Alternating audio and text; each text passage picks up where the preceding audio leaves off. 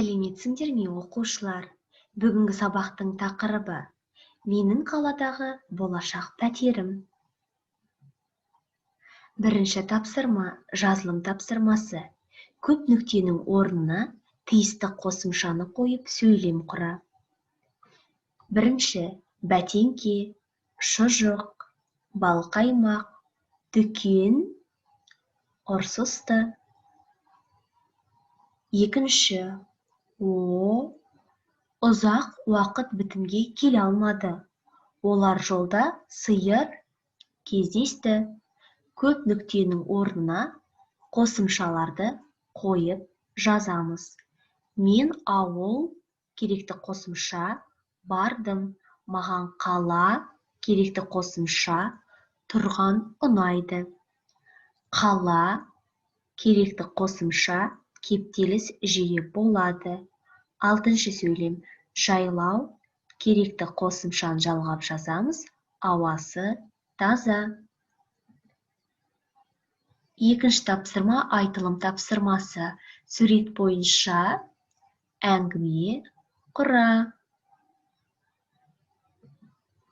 Бағалау парағы. Көп нүктенің орнына тиісті сөздерді қойып жазады. 2 ұпай. Сурет бойынша әңгіме құрайды. 3 ұпай. Сауатты сөйлейді. Жазу сауаттылығын сақтайды. 2 ұпай. Үшінші тапсырма. Мәтінді оқы. Менің болашақ пәтерім. Сәлем Ернұр. Бүгін қазақ тілі сабағынан Сәуле апай менің болашақ пәтерім деген тақырыпта шығарма жазып келуді тапсырды. Мен мынандай мәтін жазған едім. Оқып көрші, ал сен не жазар едің? Басқа балалар секілді, менің де кішкене кезімнен ойлаған арманым көп.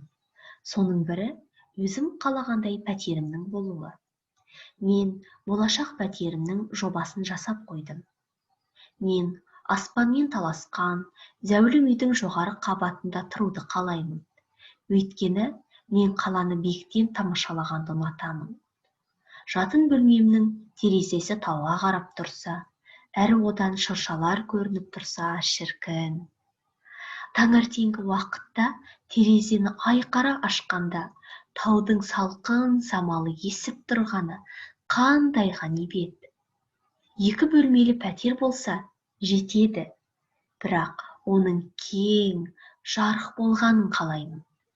Әсіресе қонақ бөлмемен ас үйім әсем болса деймін.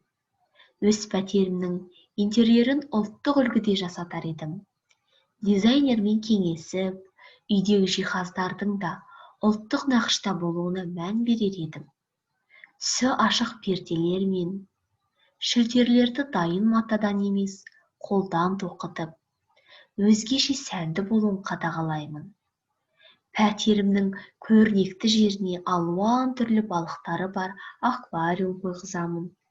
Бұл менің қиялымдағы арман пәтерім. Сәлеммен, Әлібек. 5-ші тапсырма айтылым тапсырмасы. Мәтін бойынша диалогты толықтырыңдар. Әлібек кімге не туралы хат жазды? Әлібектің арманы не? Ол қандай пәтерде тұруды армандайды? Ол неге таудың етегінде тұруды қалайды? Сұрақтарға мәтін бойынша жауап береміз. Бағалау парағы. Мәтінді оқиды 1 ұпай. Мәтін бойынша диалог құрады 2 ұпай. Осымен сабақ аяқталды. Сау болыңдар оқушылар.